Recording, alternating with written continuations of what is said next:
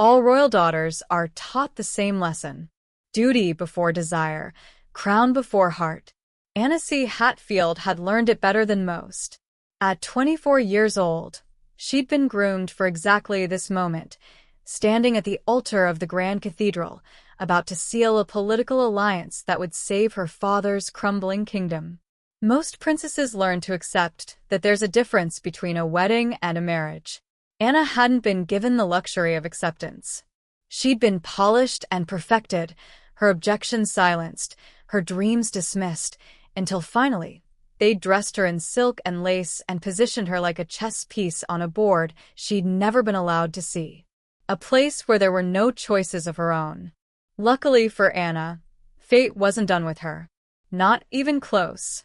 And on a golden afternoon meant to bind her to a loveless alliance, destiny was about to remind her exactly what her family had tried to erase. By crashing her royal wedding, there were far more people in the cathedral than Anna had expected. After all, this was meant to be a quiet affair, a strategic union, not a celebration. A carefully orchestrated transaction between two struggling kingdoms, where most attendees had come out of political obligation rather than genuine joy. And Anna was nothing if not politically obligated. Chapter 1: The Crash. Anna's father squeezed her arm, a silent command disguised as comfort. Move. She forced her feet forward, one step, then another. The ivory train of her gown whispered against the ancient stone floor, a sound like surrender. The cathedral stretched endlessly before her, too long, too bright, too final. At the altar, her groom-to-be stood waiting, Prince Aldrich of House Thornwick, a man she'd spoken to exactly 4 times before today. He looked appropriately regal in his ceremonial uniform, his expression neutral and businesslike. This wasn't a love match. Everyone knew it. This was survival dressed up in white silk and empty vows. Anna's eyes drifted to the stained glass windows, where saints looked down with their painted judgment. She wondered if they'd ever been trapped like this, bound by duty, suffocated by expectation, walking toward a future that felt like a beautifully decorated tomb. The organ music swelled, drowning out the whisper of doubt in her chest. Just get through this. Just survive. Her father delivered her to the altar steps like a package, his duty done. Prince Aldrich extended his hand, cold and formal, exactly as rehearsed. Anna placed her trembling fingers in his, feeling nothing. No spark. No connection. Just the metallic taste of obligation. The bishop began his sermon, words about unity and sacred bonds and the responsibilities of royal marriage. Anna heard none of it. Her vision had narrowed to a single point, the simple gold band waiting on the velvet cushion beside them. Once that ring was on her finger, it was over. She would belong to this stranger, to this alliance, to this half-life. Forever. And if any person here present knows of any lawful impediment to this marriage. The cathedral doors exploded inward. The sound was deafening, ancient oak and iron hinges shrieking in protest as the massive doors were thrown open with such force they cracked against the stone walls. The organ cut off mid-note. Gasps rippled through the crowd like a shockwave. Anna spun toward the entrance, her heart hammering. Backlit by the afternoon sun, a figure filled the doorway. Tall. Broad-shouldered. Radiating an authority so absolute it made the air itself feel heavy.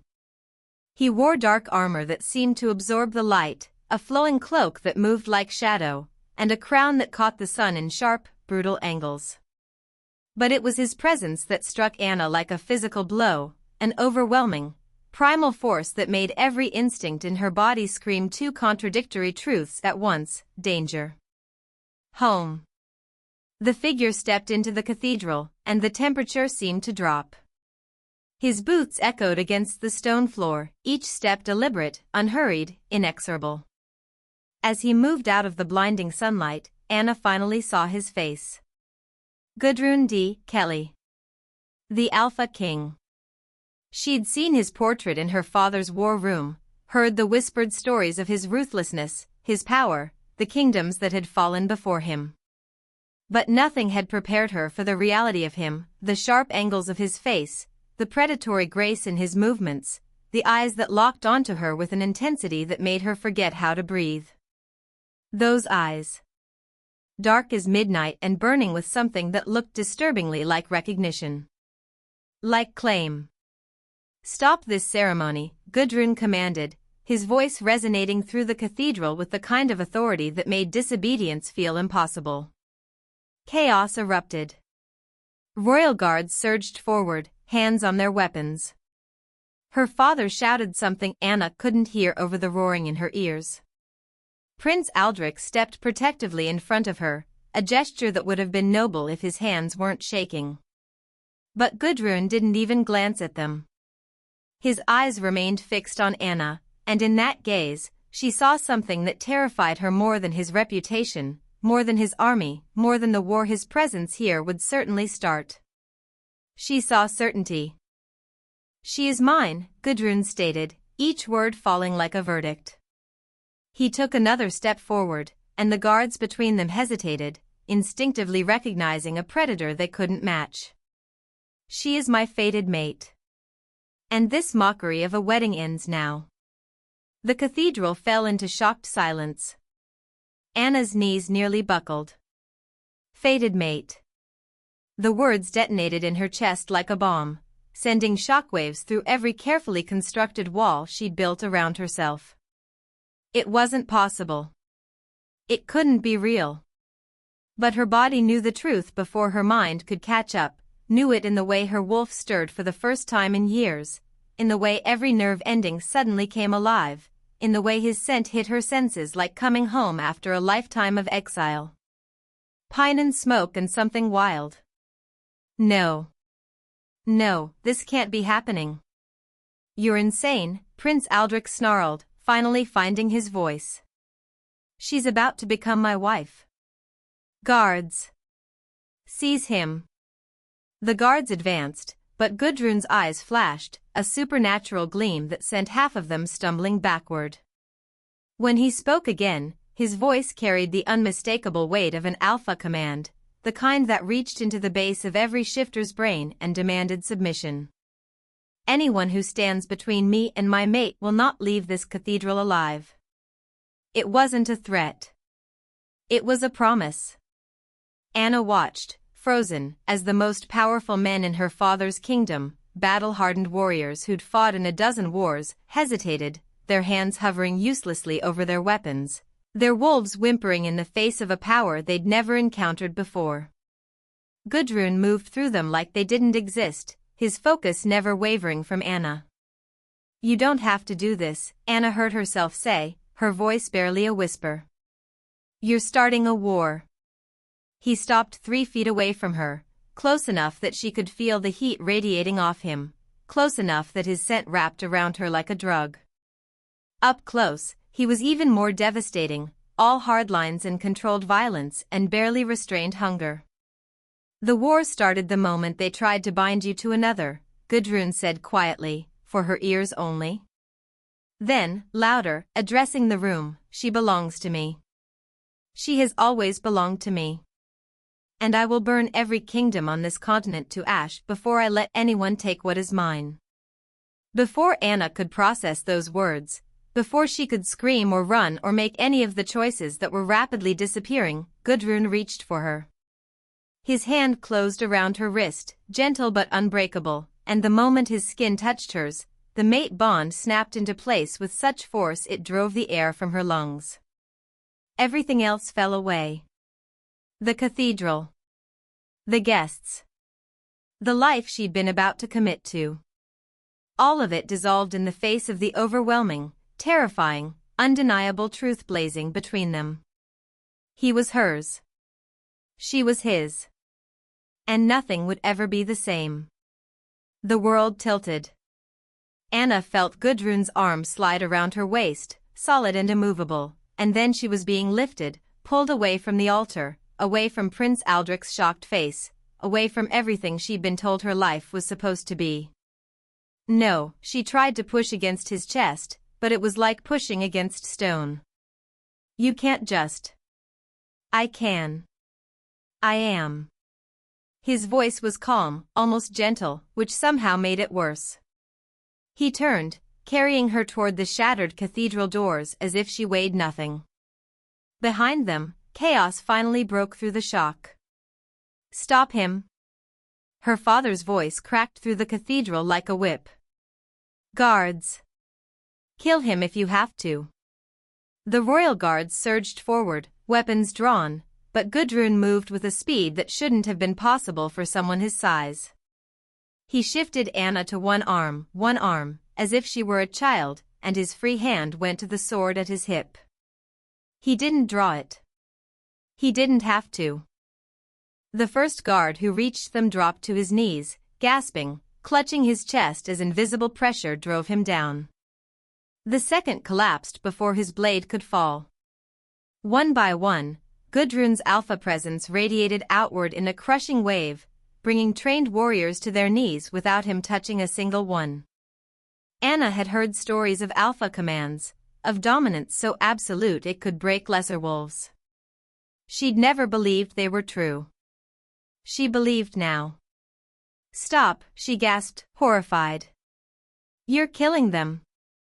I'm restraining them, Gudrun corrected, still walking. If I wanted them dead, they would be. His eyes flicked down to her, and something in his expression softened almost imperceptibly. I don't kill unnecessarily. But I will not let them keep you from me. They crossed the threshold into blinding afternoon sunlight. Anna blinked against the brightness and saw what waited outside, mounted warriors in dark armor, at least 50 of them, forming a protective barrier around a massive armored carriage. Gudrun's war party. He'd come prepared. This wasn't an impulsive act, this was a planned extraction. How long? Anna demanded, her voice shaking. How long have you been planning this?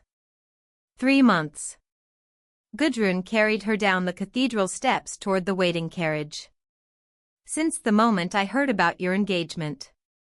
Since I confirmed what you were to me. You've known for 3 months and you waited until my wedding day? I needed to be certain. His jaw tightened. And I needed proof of what your family was truly planning.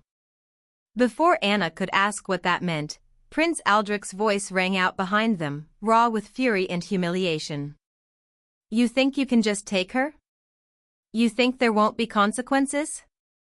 He stood at the top of the cathedral steps, surrounded by guards who looked too afraid to advance. You've just declared war on 2 kingdoms, Kelly.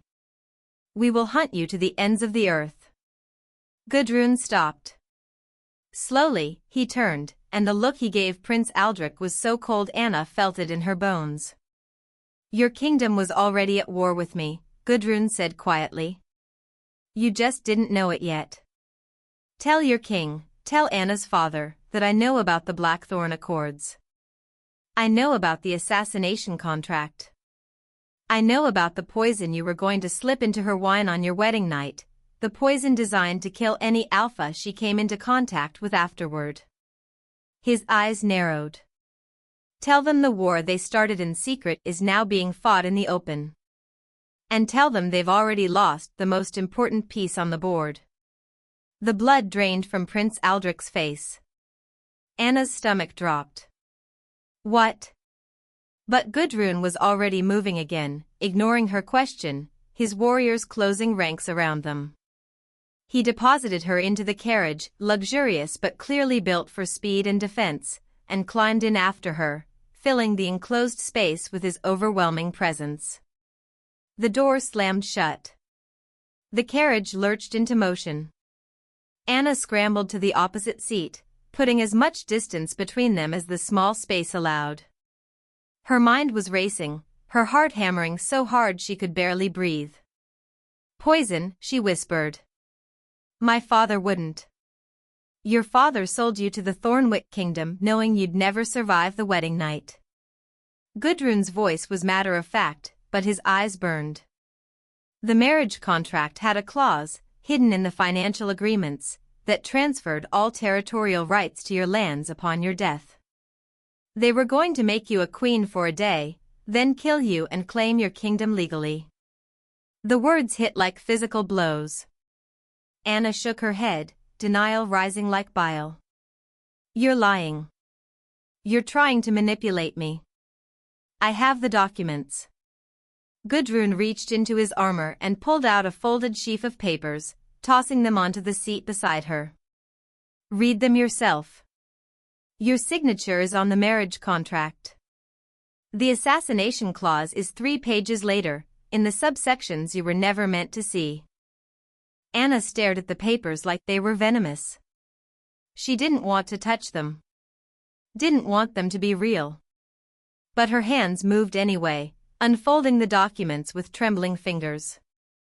She recognized the marriage contract immediately. She'd signed it 2 weeks ago, her father watching over her shoulder, his hand heavy on her back.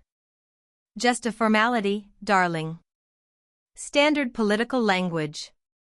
Don't worry yourself with the details. She turned the pages, scanning past the ceremonial language, past the dowry agreements, until she found it.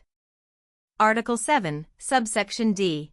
In the event of the demise of Lady Anna C. Hatfield within the first year of union, all territorial claims, mineral rights, and sovereign governance of the Hatfield lands shall transfer in full to House Thornwick. The words blurred. Anna read them again. Then again. No. Her voice broke. My father wouldn't, he couldn't. Your father is bankrupt, Gudrun said quietly. His kingdom is collapsing. The Thornwick Alliance offered him one final payout, enough to live comfortably in exile while they absorbed your lands. All it cost was you. Anna pressed her hand to her mouth, fighting the wave of nausea. Every moment of the last 3 months replayed in her mind with horrifying new context. Her mother's nervous insistence that she not read the boring legal documents. Her father's sudden distance, his refusal to meet her eyes. The way they'd both looked at her this morning, not with pride, but with guilt. They'd known. They'd all known. I don't believe you, she whispered, but the conviction was gone from her voice. You don't have to believe me. Gudrun leaned forward, his elbows on his knees, his eyes locked on hers. But you felt it the moment I touched you. You felt the mate bond snap into place. That doesn't lie, Anna. Fate doesn't make mistakes. The way he said her name, like he'd been carrying it inside him for years, sent a shiver down her spine. This is insane, she breathed. You crashed my wedding. You've started a war. You've kidnapped me. I claimed you, Gudrun interrupted, his voice dropping to something deeper, more primal. There's a difference. You're not my prisoner, Anna. You're my mate. And every instinct I have is screaming to protect you from the people who were about to murder you. Anna pressed herself back against the carriage wall, trying to process everything, trying to think past the mate bond that was still singing through her veins, trying to separate what was real from what was manipulation. Why didn't you just tell me, she demanded. Why didn't you send me the documents? Why didn't you give me a choice? Because I tried. Gudrun's expression hardened. I sent 3 letters to you over the last month. None of them reached you. Your family had you isolated, monitored. There was no way to get to you without force. He paused. And there was no time left. Today was your wedding day. After today, you would have been dead. The carriage hit a bump, jostling them both. Through the window, Anna caught a glimpse of the countryside racing past. They were already miles from the cathedral. Miles from everything she'd ever known. Where are you taking me? She asked, hating how small her voice sounded. Somewhere safe. Gudrun's eyes never left her face. My fortress. My territory. Somewhere your family and the Thornwick kingdom can't reach you. And then what? You keep me there like a trophy? Something flashed in his eyes, hurt, maybe, or anger. I keep you there like what you are. My fated mate. My equal. My queen. The word hung in the air between them, heavy with implication. Anna laughed, a broken, desperate sound. I don't even know you. No, Gudrun agreed quietly. But you will. And when you do, when you understand what we are to each other, what we could build together, he leaned back, his expression shifting to something that looked almost like certainty. You'll thank me for crashing that wedding. Anna stared at him, at this stranger who'd just destroyed her life and claimed it was salvation, at the Alpha King whose presence made her wolf purr even as her mind screamed danger. I will never thank you for this, she said. But even as the words left her mouth, a traitorous part of her wondered if she was lying. Chapter 2: Awakening. The journey took hours, the landscape shifting from rolling hills to dense forest to rocky terrain that looked like it hadn't seen civilization in centuries. Anna sat in tense silence, alternating between staring out the window and studying the man across from her, the man who claimed to be her fated mate, the man who'd just upended her entire existence. Gudrun didn't try to fill the silence with empty reassurances. He simply watched her with those dark, burning eyes, patient as a predator who knew the hunt was already over. It was late afternoon when the fortress finally came into view, and Anna's breath caught despite herself. It wasn't what she'd expected. Not some dark, forbidding castle from a nightmare, but something far more impressive, a massive stronghold carved into the mountainside itself, all black stone and soaring towers that seemed to grow organically from the rock. Waterfalls cascaded down the cliffs on either side, and the setting sun painted everything in shades of gold and crimson. It was beautiful. And terrifying. Welcome to Shadow Peak, Gudrun said quietly. The seat of my kingdom. Your new home. It's not my home, Anna shot back automatically, but the words felt hollow even to her own ears. The carriage rolled through massive gates that closed behind them with an ominous finality. Warriors lined the courtyard, hundreds of them, all turning to watch as Gudrun emerged first, then offered his hand to help Anna down. She ignored the offered hand and climbed out herself, nearly stumbling in her ridiculous wedding gown. But no one laughed. Instead, every warrior in the courtyard dropped to one knee in perfect synchronization. My king, they said in unison. My lady. Anna froze. My lady. They were already accepting her. Already treating her like their queen. Gudrun led her through the fortress to a suite of rooms that stole Anna's breath. The main chamber was enormous, with floor-to-ceiling windows overlooking the mountains, fresh flowers in crystal vases, books stacked on every available surface, a writing desk positioned to catch the best light. Someone had prepared this room. For her. Specifically for her. How long have you been planning to bring me here? 3 months, Gudrun admitted. Since I confirmed the mate bond. I wanted everything to be ready for you. Anna's throat tightened. You've been watching me. I've been learning about you. There's a difference. His jaw clenched. And the more I learned, the more I realized how trapped you were. How thoroughly your family had caged you. They wouldn't have killed me, Anna said, but her voice lacked conviction. Do you want to see the rest of the evidence? The correspondence? The exact formula for the poison? Stop. Anna pressed her hands over her ears. Just stop.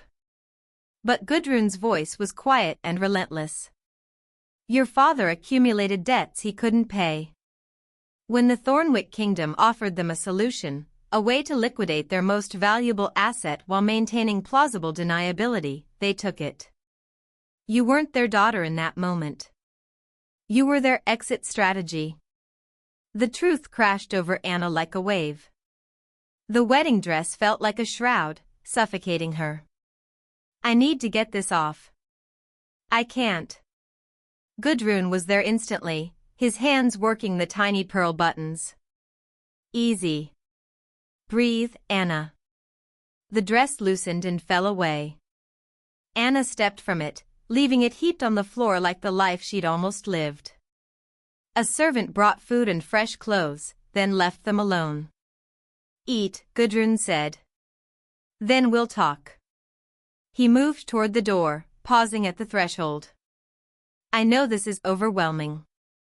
But every decision I've made has been to protect you. Even when it meant becoming the villain in your story. Alone, Anna felt something dangerous. She felt seen. For the first time in her life, someone had decided she was worth saving. Worth fighting for. Worth starting a war over. Her eyes drifted to the documents by the fireplace. The evidence of her family's betrayal. She'd told him she didn't want to see more. But now she found herself reaching for the papers. If she was going to survive this, she needed to know the truth. All of it. Anna read through the night. Page after page of correspondence, financial records, contracts that sold her life for gold. The girl is compliant. Ensure the poison is undetectable. Once the asset is liquidated, we'll relocate. Asset. They'd called her an asset. Dawn light crept through the windows when Gudrun returned with fresh food. He took in the scene, Anna surrounded by documents, her eyes red but dry, her expression carved from stone. You read it all. Every word. Anna's voice was flat. My mother wrote to ensure I wouldn't suffer. Wasn't that thoughtful? Anna? Do you know what the worst part is? They were so casual about it. 24 years of my life, and I was just worth more dead than alive. Gudrun crossed the room. You're wrong about your worth. You're worth more than they could ever understand. More than kingdoms, more than gold. He touched her face with impossible gentleness. You're worth going to war for. The mate bond flared at his touch. Anna closed her eyes. I don't even know you. Then let me show you what we could be together. Because you choose it. And if I don't choose you? Pain flickered in his expression. Then I'll let you go. After you're safe from your family, I'll give you your freedom. I won't be another cage. The words made her chest ache. Why? Because real love isn't about possession. It's about choice. And you've had your choices stolen your entire life. Anna stared at this alpha king who'd crashed her wedding yet still offered her freedom. I need time. Time to figure out who I am when I'm not someone else's pawn. You'll have it. He paused at the door. But Anna? Your family has already moved against us. They've declared me a kidnapper. They've formed alliances. And they've put a bounty on your head. Dead or alive. The room tilted. What? They can't let you live. You know the truth. If you testified against them. His hands clenched. They're claiming you're under my thrall. They're discrediting you before you can discredit them. So even if I wanted to leave, you'd be hunted. By your own family. His voice was gentle but unyielding. There's no going back. That option died when they signed those contracts. She should have felt trapped. Instead, she felt rage. Show me everything, Anna said quietly. Show me their alliance. Show me the bounty. Show me every weapon they're using against me. Her eyes met his. And then show me how to fight back. A dangerous smile spread across Gudrun's face. Are you sure? They already tried to kill me once. They failed. She moved closer, chin lifted defiantly. You said I was worth going to war for. Well, they've made it clear I'm worth going to war against them too. You're not the same woman I carried out of that cathedral. No. That woman was a pawn. Someone who believed in duty and pretty lies. She felt her wolf rising, felt power uncurling in her chest. But that woman is dead. And the one standing in front of you? She's ready to burn down every kingdom that tried to destroy her. They stood there, two forces recognizing each other as equals for the first time. Not captor and captive. Partners. Warriors. Mates. Then let's begin, Gudrun said softly. Let me teach you everything. Strategy, combat, politics, power. Help you become the queen you were always meant to be. Not for me. For yourself. And the mate bond? We let it grow at its own pace. No pressure. His thumb traced her lower lip. But Anna? Now that you've chosen strength over surrender? You're going to be magnificent. And I'm going to have a very hard time keeping my hands off you. Despite everything, Anna smiled. A real smile. The first genuine one in months. Good. Because I'm done being handled gently. I'm done being treated like something breakable. She wrapped her hand around his wrist. If we're doing this, if we're really going to war together, then treat me like what I am. And what's that? Anna's smile sharpened into something with teeth. Dangerous.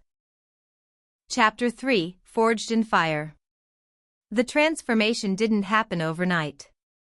It happened in blood and sweat and the slow, painful shedding of everything Anna had been taught to be. The first lesson came 3 hours after dawn. Gudrun led her to a private training courtyard, high in one of the fortress towers where prying eyes couldn't reach. Anna had changed into the training clothes he'd provided, black leather pants, a fitted tunic, boots designed for movement rather than show. It felt strange not to be drowning in silken corsets. It felt like freedom. Before I teach you to fight others, Gudrun said, walking in a slow circle around her, you need to understand what you're fighting with. Your wolf.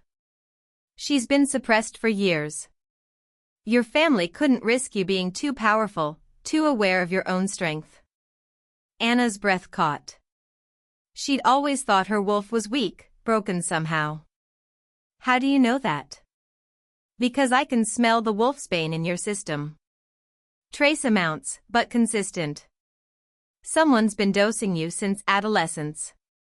His eyes flashed with anger. Probably in your tea.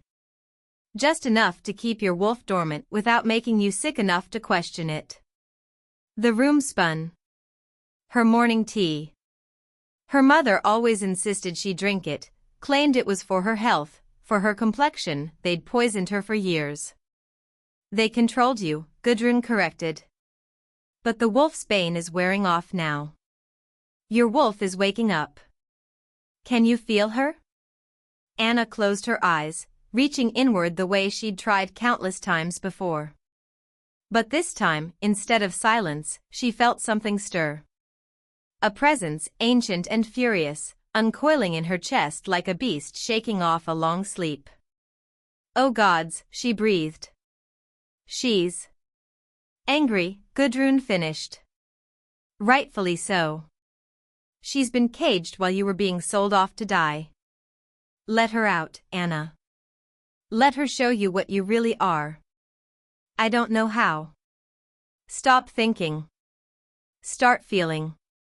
He moved behind her, his hands settling on her shoulders, grounding her. Your wolf knows what to do.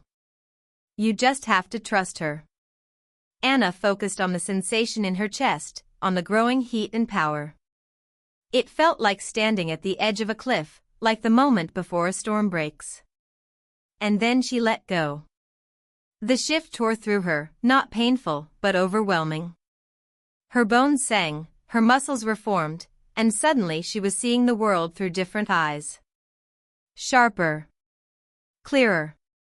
More She looked down at her hands, no, her paws. Silver-white fur caught the morning light. She wasn't the weak, fragile creature she'd always imagined. She was beautiful. A low rumble of approval came from behind her. There she is, Gudrun said softly. Anna, you're a silver wolf. Do you know how rare that is? How powerful. Silver wolves appear once in a generation, if that. They're healers, seers, warriors. They're born to lead. His smile was fierce with pride. Your family suppressed you because they were terrified of what you'd become if you ever realized your own strength. Anna shifted back, the transition easier this time.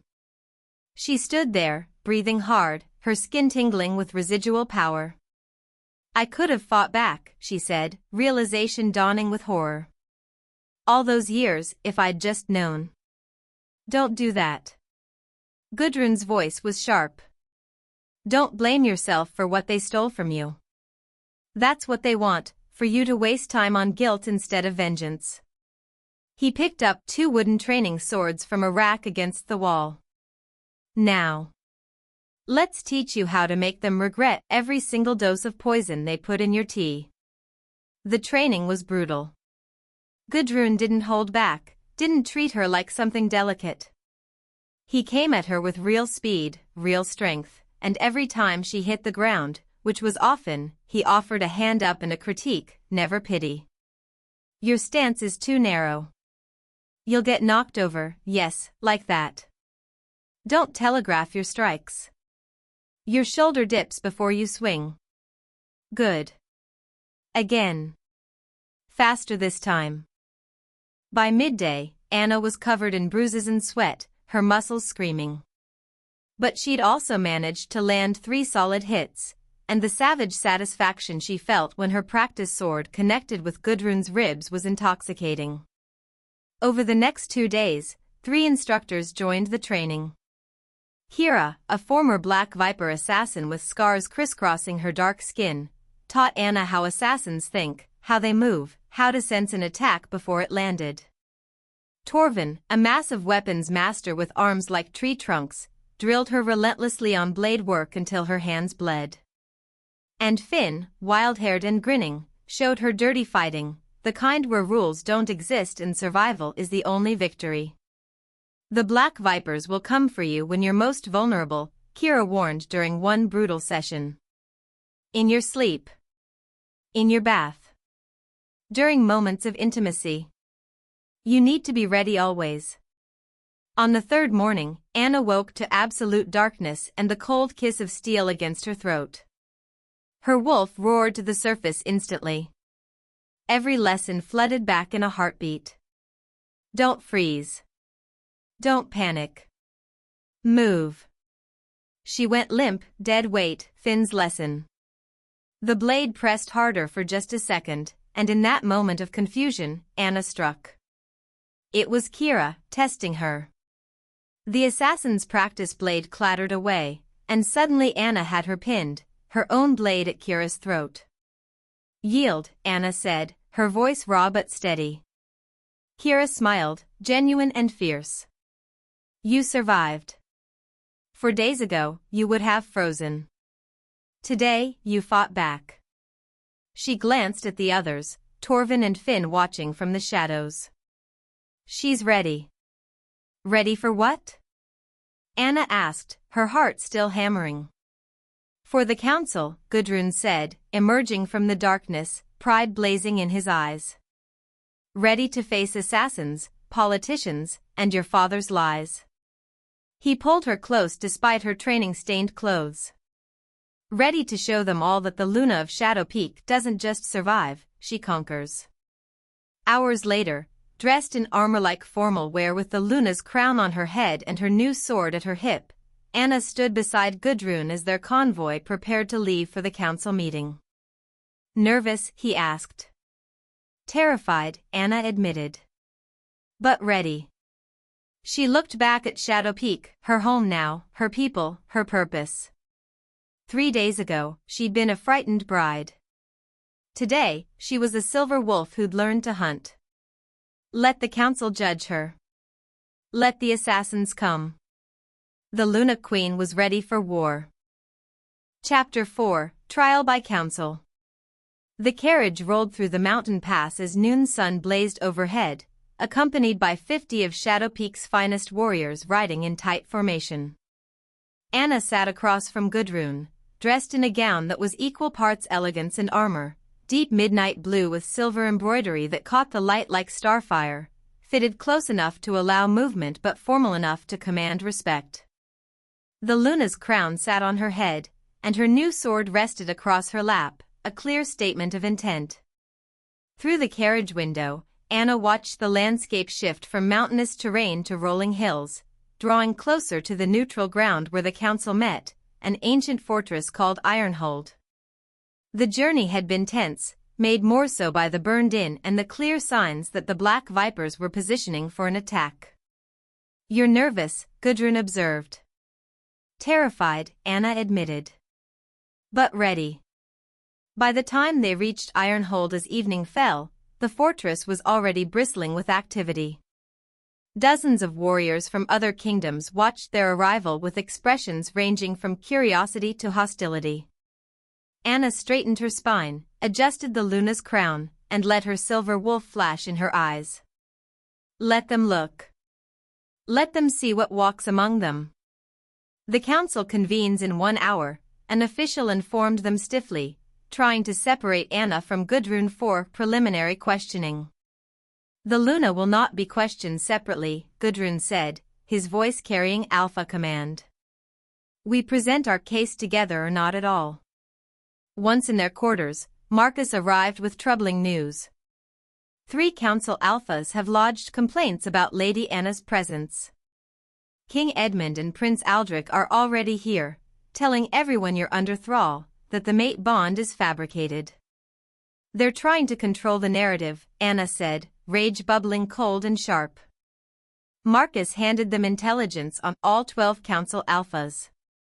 5 are compromised by your father's influence. 3 are neutral. 4 might actually listen to evidence. We need 7 votes, Anna calculated. For sympathetic, 3 neutral we can sway, it's possible if we can present our case. Then we don't give him the chance to object, Anna said, moving to the window. We make our entrance impossible to ignore. She turned back to Gudrun, her eyes gleaming. My father thinks I'm weak, controllable. The council expects a frightened princess. Let's show them all exactly how wrong they are. 30 minutes later, dressed in battle formal wear with her sword openly displayed and her silver-white hair loose and wild, Anna looked like a queen preparing for war. Kira had transformed her from decorative princess to dangerous Luna. Perfect, Kira said with satisfaction. Now they can't dismiss you as helpless. They walked through Ironhold's corridors side by side, their warriors in perfect formation, other retinues stopping to stare. When the guards announced them at the council chamber, Anna corrected their slight of her title with clear authority. The chamber opened before them, vast and circular, with 12 elevated seats for the Alpha Council members. Every eye turned toward them. In the petitioner's gallery sat her father, Prince Aldrich, and her mother, all wearing masks of concern. Alpha Greymane, the ancient head of the council, slammed his staff. This council recognizes Alpha King Gudrun D. Kelly of Shadow Peak and the woman known as Anna Hatfield, subject of dispute. Luna Anna Hatfield, Gudrun corrected coldly. My mate, recognized by bond and oath. Greymane's eyes narrowed. The council recognizes no mate bond until proven. The accusations brought by King Edmund are lies, Anna interrupted, her voice ringing through the chamber. And I will prove it. But first, I have a question for this council.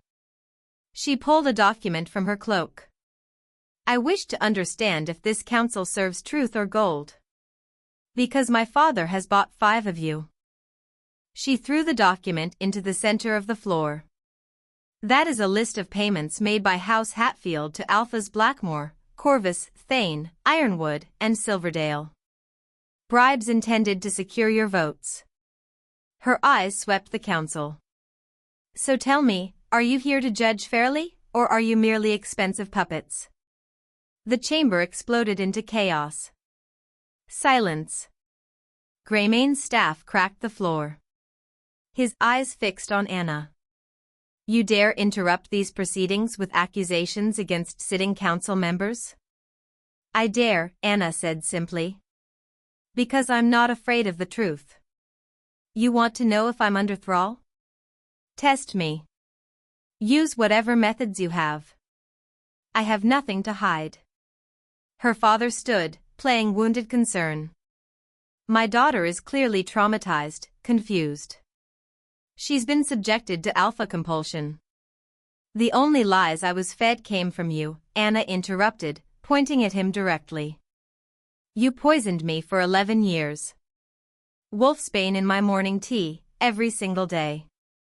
You suppressed my wolf because you knew a silver wolf would be too powerful to manipulate. She pulled out a healer's report. This shows 11 years of accumulated wolfsbane in my system. Care to explain, father? Then test me yourselves, Anna challenged. Any healer here can confirm the long-term poisoning. Any seer can read the truth. Any alpha can feel that my mate bond is real. She spread her arms. I'm offering complete transparency. Will this council accept truth, or hide behind my father's gold? Greymane gestured to healer Mordain, who examined Anna's blood while the chamber waited in tense silence. Finally, the elderly healer straightened. The Luna speaks truth, she announced. Her blood shows extensive traces of concentrated wolfsbane, refined, medical grade, administered consistently over many years. Such poisoning could only occur through deliberate, sustained effort. The chamber erupted, this time with anger directed at Edmund. This proves nothing about kidnapping, Alpha Blackmore tried desperately. Let's talk about what it does justify, Anna said, pulling out the marriage contract. Would someone read Article 7, subsection D? The part my family assured me was just formality? Alpha Silverclaw read it, her expression darkening.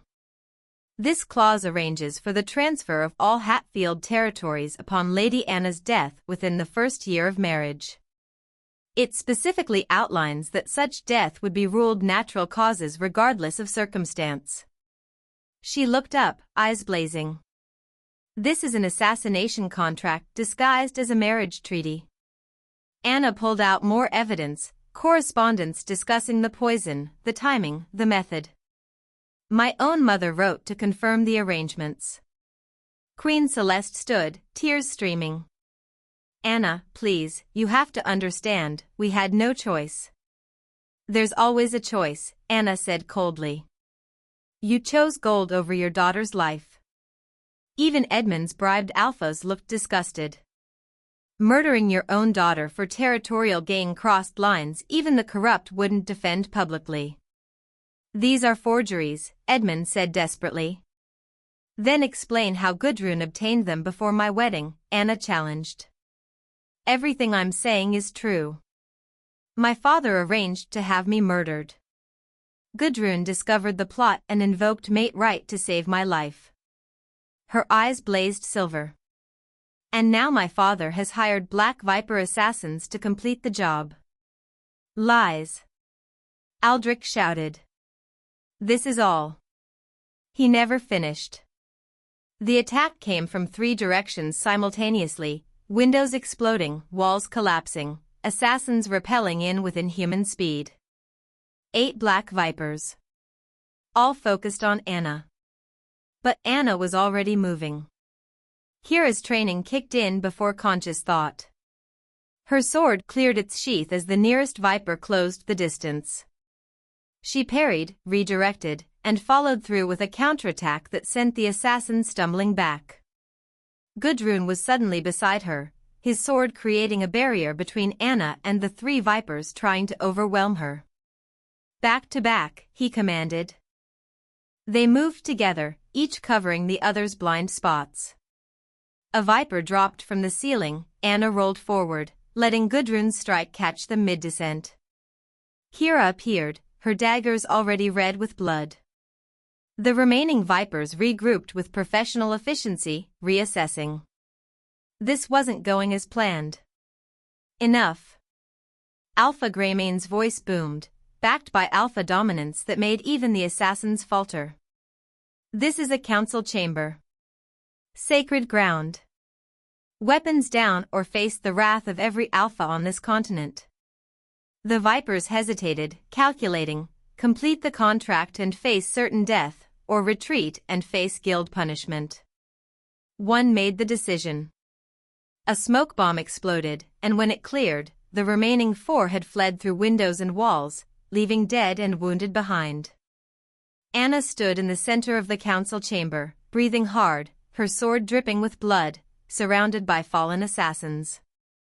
Every eye in the chamber was fixed on her.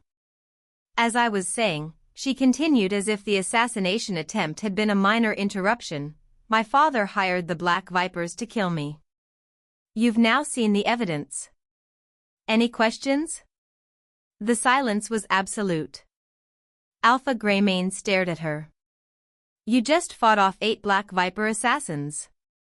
4, Anna corrected. Gudrun and Kira handled the others. But yes, I fought. Because I'm not my father's victim anymore. I'm Gudrun's mate, Shadowpeak's Luna, and a silver wolf who's done being prey. She turned to where her father stood, his face ashen. You wanted me dead because you thought I was weak. But you taught me something important, that the most dangerous thing in the world is someone you underestimated finally showing you what they're capable of. She drove her bloody sword into the stone floor between them. This council will now vote. Not on whether I was kidnapped, you've seen I came willingly. Not on whether my mate bond is real, you've felt it yourselves. Not even on whether my father is guilty, the evidence speaks for itself. Vote on this. Do I have the right to choose my own mate? Do I have the right to refuse a family that tried to murder me? Do I have the right to stand here as Luna of Shadow Peak? Greymane looked at the dead vipers, at the evidence scattered across the floor, at Anna standing unbowed. The council will vote, he said finally. All in favor of recognizing Luna Anna Hatfield's mate bond with Alpha King Gudrun D. Kelly, and dropping all charges? Hands rose across the chamber. 9 votes in favor. The mate bond is recognized. The charges are dropped. His ancient eyes fixed on Edmund. King Edmund of House Hatfield, you stand accused of conspiracy to murder, assassination contract, and attacking a council session. This council strips you of your title, your territories, and your protection. You are hereby declared outlaw. Edmund's face went white. Guards moved to seize him and Prince Aldrich as Queen Celeste collapsed, weeping. Anna watched them dragged away with no emotion. They were strangers now. Enemies she'd defeated. Gudrun moved to her side, his hand finding hers. You did it. You walked in here and changed everything. We did it, Anna corrected. As they left the council chamber, Anna caught a glimpse of the room behind them, the dead assassins, the scattered evidence, the alphas arguing about implications. She'd walked in as a disputed mate, a potential victim. She was leaving as a recognized Luna who'd fought 8 assassins and won, who'd exposed a conspiracy, who'd claimed her power before the most powerful wolves on the continent. Behind them, the old world crumbled. Ahead of them, a new one waited to be claimed. Together. Chapter 5, Blood and Rebirth. 8 Black Vipers. All at once. All focused on Anna. The chamber erupted into chaos. Council guards rushed to protect the alphas. Warriors drew weapons. Innocents screamed and dove for cover. But Anna was already moving. Kira's training kicked in before conscious thought. Anna's sword cleared its sheath as the nearest viper closed the distance, their poisoned blade aimed at her throat. She parried with precision, redirecting the strike and following through with a counterattack that forced the assassin back. One in front. Two flanking left. One coming from above. Torvin's lessons flooded back. Don't fixate. Keep moving. Use their numbers against them. Anna spun low, her cloak tangling the legs of a flanking viper. She came up with Finn's flash powder, throwing it directly into the closest assassin's face. They stumbled back, blinded, and Anna's sword found the gap in their armor. 7 left. Gudrun was suddenly beside her, his sword creating a barrier of steel between Anna and the 3 vipers trying to overwhelm her.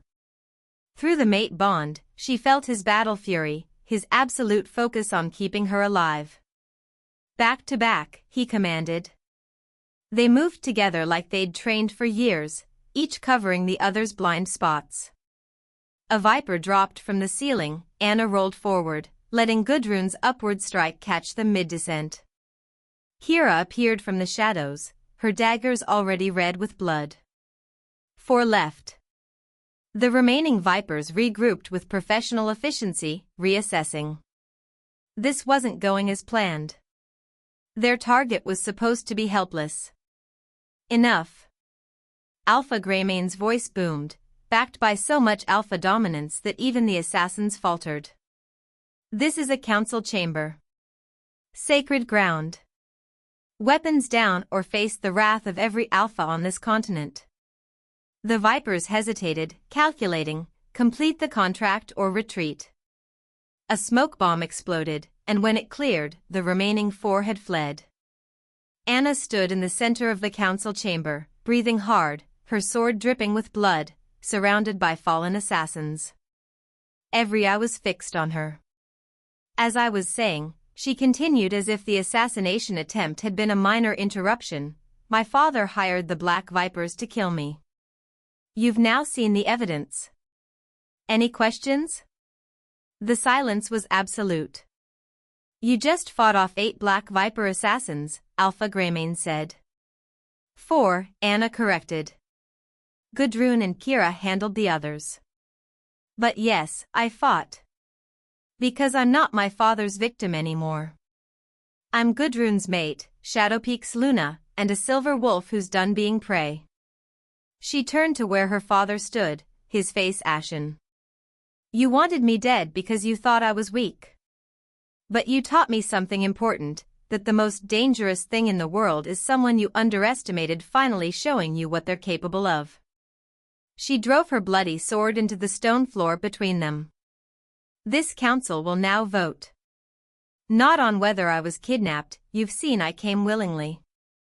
Not on whether my mate bond is real, you've felt it yourselves.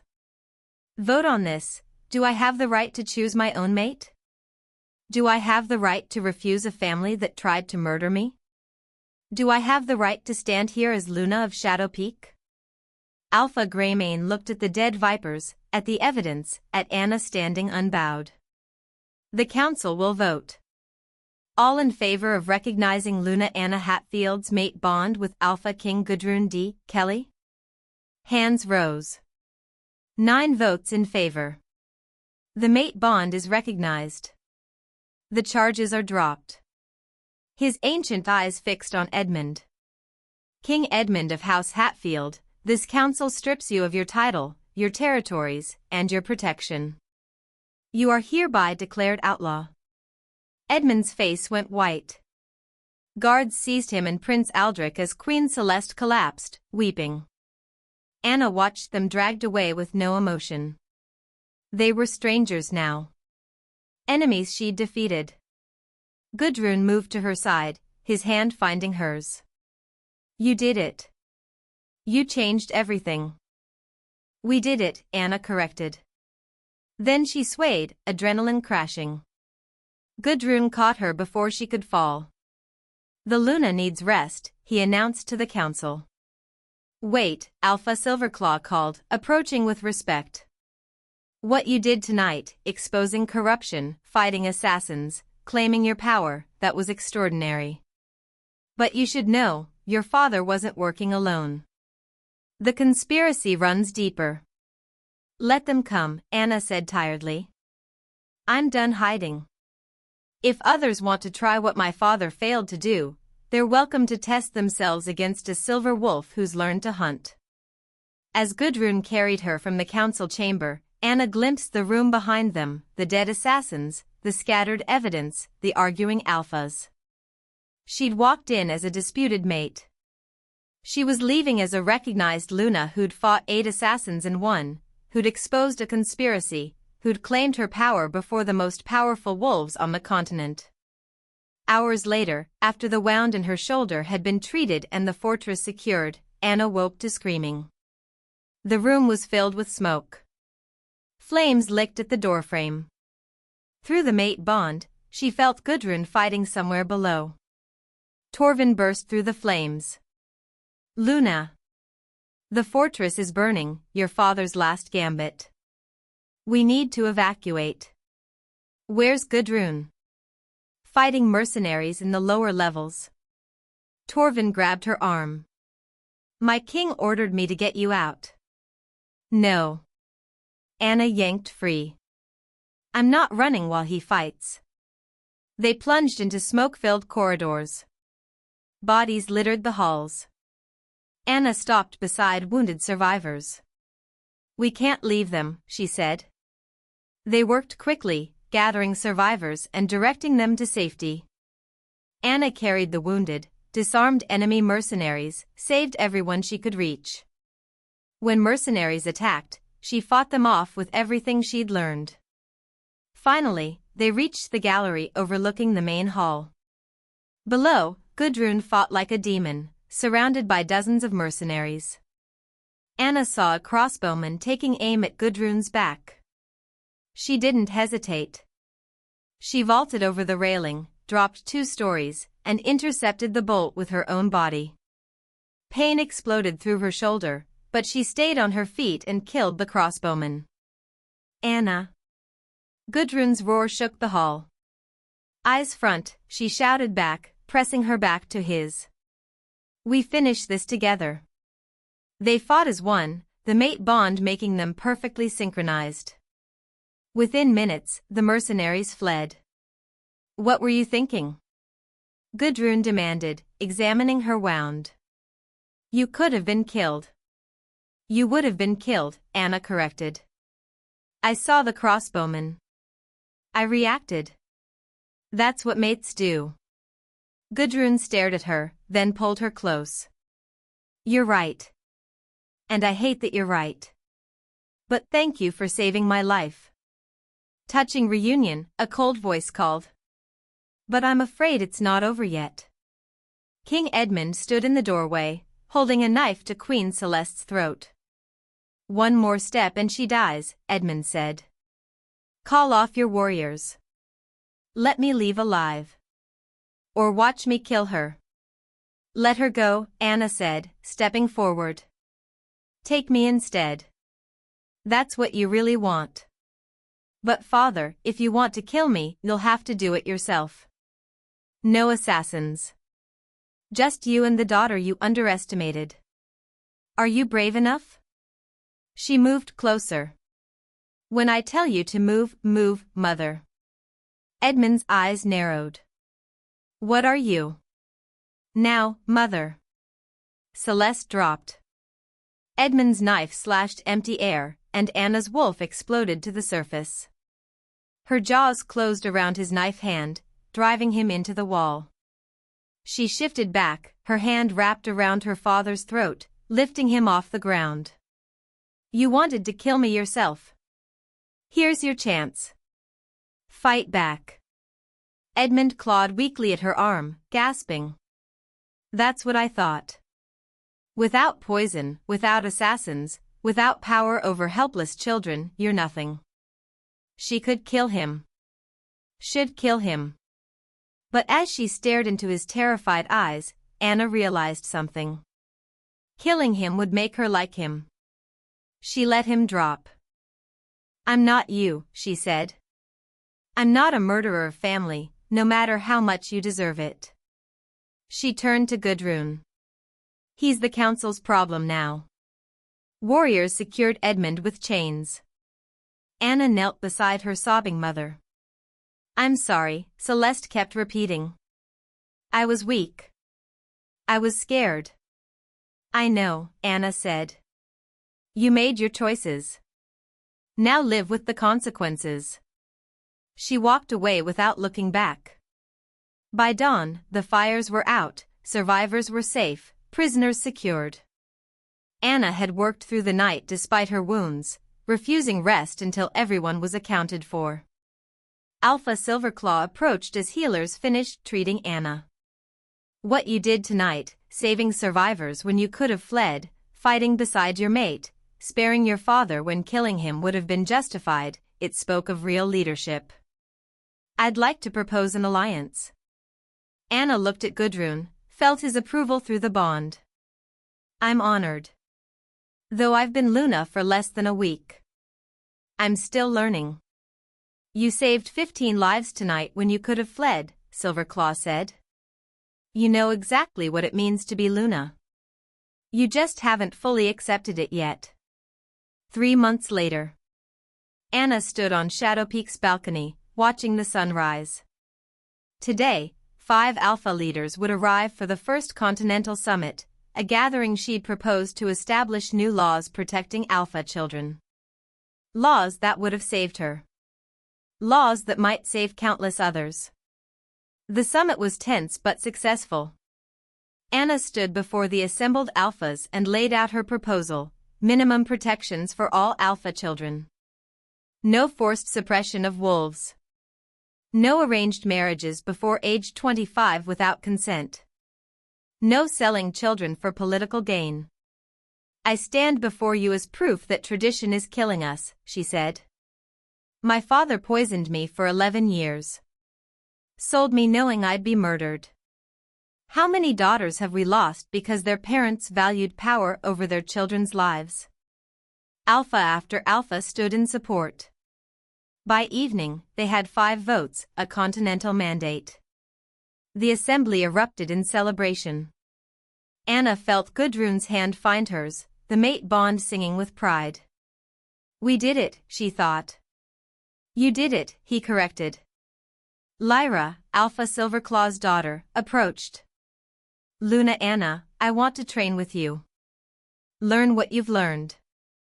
Will you teach me?" Anna thought of her own teachers, the brutal lessons that had transformed her from frightened princess to warrior queen. "Yes," she said. "But I won't be easy on you." "Good," Lyra said, her smile sharp. "I don't want easy. I want to be dangerous enough that no one tries to control me." Anna laughed, genuine and free. "Then you'll fit right in. Training starts tomorrow at dawn." 1 year later. The training courtyard was filled with young wolves, 20 daughters of various alphas, all there because they'd heard about the Luna who'd fought assassins and changed continental law. Anna walked among them, correcting stances, offering advice, pushing them past their limits. She taught them that strength wasn't just physical. That power came from choosing yourself even when everyone told you to be smaller. "Luna. The council just arrived. They're requesting your presence." Anna smiled. The council met at Shadow Peak now. Her territory had become the center of continental politics through respect and alliance. "Tell them I'll be there shortly," Anna said. "After training. The council can wait." The young wolves grinned, understanding. Even the most powerful alphas wait for the Luna of Shadow Peak. Because she'd earned that respect. As Anna finished training, she felt Gudrun through the mate bond, proud, certain that his once kidnapped bride had become something extraordinary. The Luna Queen. The Silver Wolf. The woman who'd crashed through every limitation and built something better from the ruins. Anna smiled and headed to meet the council. The future was waiting. And she was ready for it. The end. Thank you for watching. Kindly like, follow, and stay tuned for more beautiful story.